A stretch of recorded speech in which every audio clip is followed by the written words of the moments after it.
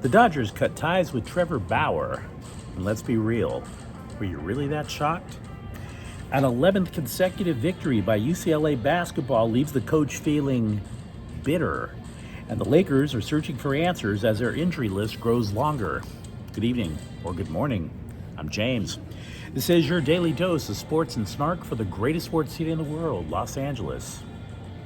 This is the faithful Angelenos morning report. It is January 7th, 2025. I am broadcasting once again from the Anchorage, Alaska airport. I want to apologize for the delays in posting tapes. This is the state that the internet forgot. I literally have been trying to find out why it takes so long to post a simple clip on YouTube. And I swear to God, one internet story said that Alaska was the 56th worst state with internet access. It is so bad here, they don't even know how to count anymore. So I'm sorry. But let's talk some LA sports. What do you say? If you like the content we put out, clickety-clack the like button. Clickety-clack the subscribe button. There's a notifications bell. Hit that. It lets you know when we drop new content. Sharing is caring. Let people know we exist. And yeah, comment.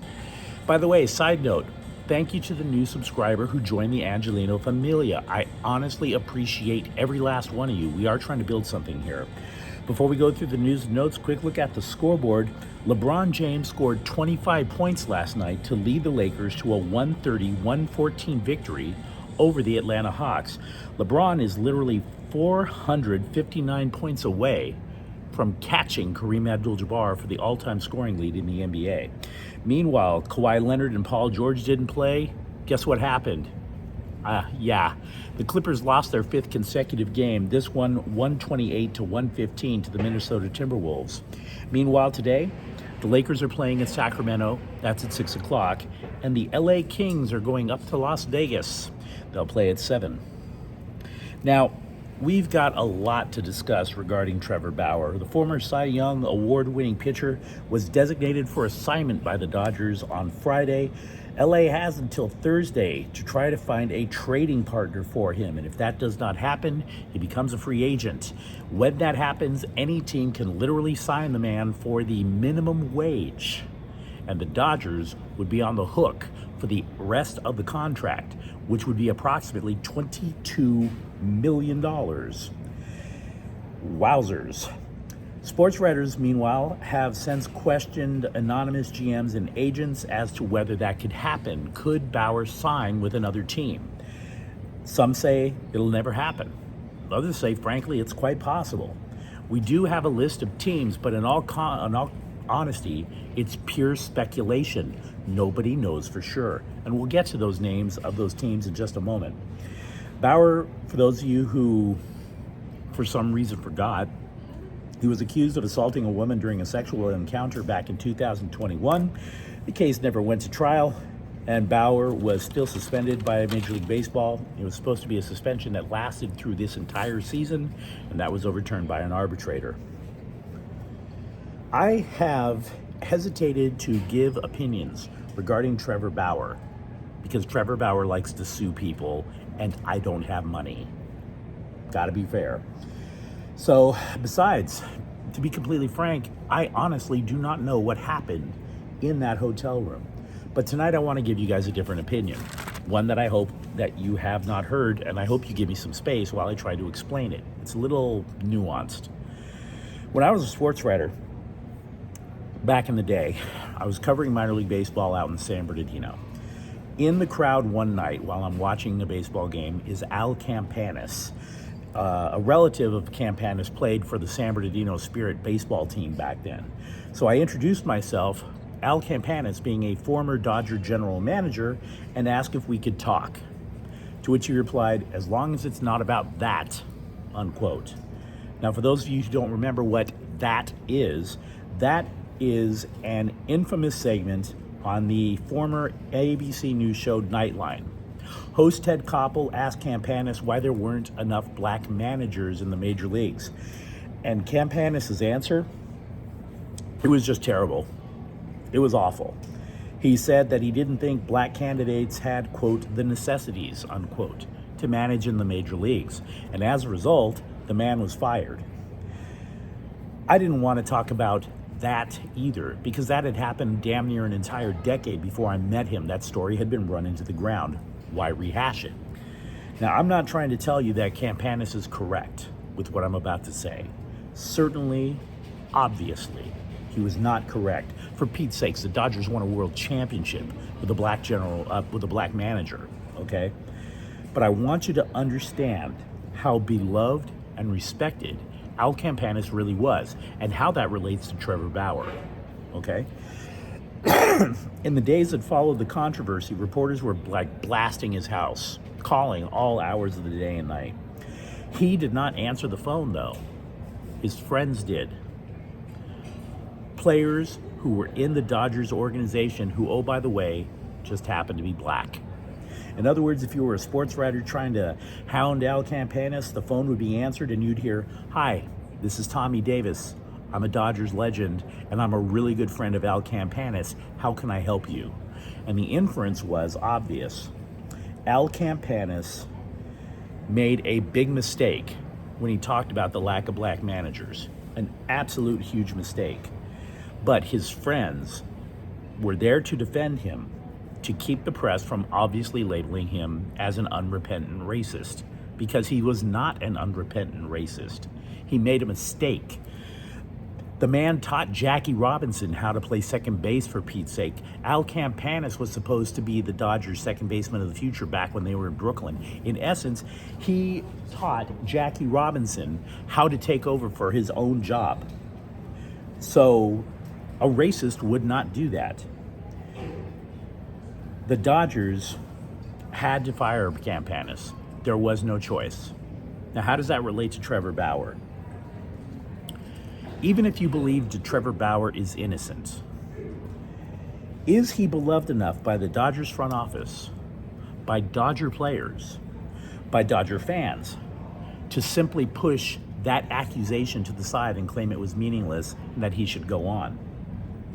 Is Bauer loved more than Al Campanis in Dodger history? The answer is no. And Campanis still lost his job because when the chips were down, he did the wrong thing. When he was supposed to do the right thing, he did the wrong thing. And he did a profoundly wrong thing. And that is what I am trying to suggest, even if you believe Trevor Bauer is innocent. And again, I have no idea what happened. He should not have been caught in a situation like that. That is my point about Trevor Bauer. That's why Bauer had to go. Now, we mentioned earlier about the speculation of teams that might go after Trevor Bauer. Somebody on TV has suggested the Astros. Gee, that's a shock. Somebody has also suggested the Texas Rangers, Mets, Seattle, the Padres, Cincinnati, Colorado, Pittsburgh, and Washington. But again, that is all speculation. Nothing about that is based on inside dope. So for all we know, Bauer may never pitch again. We have no idea. You often hear coaches say after they escape with a win, how relieved they are, how the team could learn something from a narrow escape. Mick Cronin is not one of those coaches. After 10th ranked UCLA blew an 18-point lead to crosstown rival USC, but still managed a win of 60-58. Cronin was asked about whether the Bruins would grow or whether he was happy with the win. To which he replied, "Do I look happy?" No reconciliation. He was later asked if the Bruins could grow from the game. No. You can grow the wrong way. You've got guys playing selfish, not worried about defense, taking bad shots, letting a team back in the game. You can grow to it, all right. You can grow to the bench, unquote. I'm a USC guy, but I like Mick Cronin. I like that guy. Like I said, I like the cut of UCLA's jib when it comes to basketball. Austin Reeves and Lonnie Walker are expected to be out at least 2 weeks with various injuries. Reeves has a left hamstring strain. Walker has tendonitis in the left knee. So the Lakers now are trying to figure out what to do in response. The Athletic is reporting that LA has signed Sterling Brown to a 10-day contract. Brown used to play for the Milwaukee Bucks when Darvin Ham was an assistant. He also is the younger brother of former Lakers reserve Shannon Brown. Multiple outlets are also reporting that the Lakers are asking DeMarcus Cousins to work out for the team. What can he contribute? Damned if I know. But I do know that he and Anthony Davis are still tight, so I'm guessing there's that. USC running back Austin Jones says he will be back with the Trojans next year, and the running back depth chart got even deeper when Marshawn Lloyd, who was considered by some to be the top running back in the transfer portal, I'm not sure about that, by the way, considered the top running back in the transfer portal, he has transferred in from South Carolina. Lloyd rushed for 573 yards for South Carolina last year, and the reason I'm not sure he's the top running back in the transfer portal is because UCLA added Carson Steele, who rushed for a lot more yards last year. The Athletic does film breakdowns of the Chargers each and every game, and the writer believes that the Bolts' running game improved dramatically last week because they added a healthy Donald Parham back. Parham is a tight end. When Parham is healthy, the Chargers go to 2 tight ends in their offensive sets, which is an extra blocker or two to try to open up a lane. And of course, it worked against the Rams because Austin Eckler ran wild. More power blocking. Clippers coach Tyronn Lue, I did not know this because I did not watch the game. He sat his starters for the entire second half of their blowout loss to Denver. They trailed by as many as 43 points in that game. I don't even know if the message was sent. You consider they just lost again tonight. Website Mayor's Manor is reporting that defenseman Brant Clark, the Kings have assigned him to Barrie of the Ontario Hockey League for the remainder of the season. Now, Clark impressed. He was with the Kings for the start of the year, but his contract status would have been upgraded had he played more than 10 games. LA has a plethora of young players that they're trying to find playing time for. In that sense, they liked Brant Clark, but they're thinking Brant Clark could wait a little while longer. Finally, Rams coach Sean McVay said he's flattered by all the talk of him going to network television or even that weird little streaming thing that they have on Thursday nights. But he said he's not interested in leaving the Rams. Having said that, for all we know, that could change next week. Damned if I know. But you let me know what you think. Let me know what you think about Trevor Bauer. If you're a Dodgers fan, you have to have an opinion on how this impacts the rotation, the salary cap, a lot of different things. What do you think about UCLA basketball or the Lakers trying to survive a rash of injuries? And if you enjoyed this content, don't forget to like and subscribe to Faithful Angelino Sports. We do talk LA sports here, even with random people showing up just to see what the hell I'm doing. Thank you for watching. I'm James. We will be back tomorrow in the sun, and it's going to be glorious. Faithful Angelenos is a Kian Corte El Queso production.